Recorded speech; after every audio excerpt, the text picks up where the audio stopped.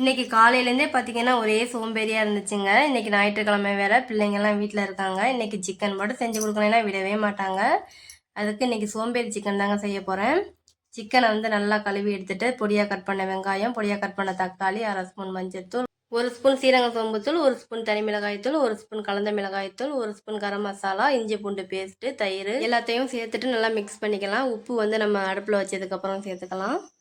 இப்போ கடாய் அடுப்பில் வச்சுட்டு எண்ணெய் ஊற்றி எண்ணெய் நல்லா காஞ்சதும் பட்டை, கிராம்பு, பிரிஞ்சி இலை, ஏலக்காய் எல்லாமே சேர்த்துட்டு மிக்ஸ் பண்ண சிக்கனை சேர்த்துட்டு ஒரு 1/2 டம்ளர் அளவு தண்ணி சேர்த்துக்கலாம். சிக்கன் வேகிறதுக்காக ஒரு 1/2 டம்ளர் மட்டும் தண்ணி சேர்க்கணும். இப்போ தேவையான அளவு உப்பு சேர்த்துட்டு நல்லா மிக்ஸ் பண்ணி விட்டுட்டு மூடி வச்சுக்கலாம். நல்லா வேகட்டும். நான் இன்றைக்கி 1/2 கிலோ சிக்கன் தாங்க செய்கிறேன். தண்ணி வந்து நிறையா ஊற்றுனீங்கன்னா குழம்பு மாதிரி ஆயிரும். பாருங்கள், வெங்காயம், தக்காளி எல்லாம் நல்லா மிக்ஸ் ஆகி சூப்பரான சோம்பேறி சிக்கன் ரெடி ஆயிடுச்சுங்க. சோம்பேறியான டயத்தில் இதை ட்ரை பண்ணி பாருங்கள். இதை பார்த்ததுமே எனக்கு பசிக்க ஆரம்பிச்சிருச்சுங்க. பிள்ளைங்களுக்கு பசிக்குதோ இல்லையோ, எனக்கு பசிக்க ஆரம்பிச்சிருச்சு. நான் சாப்பிட போகிறேன். வாங்க சாப்பிடலாம்.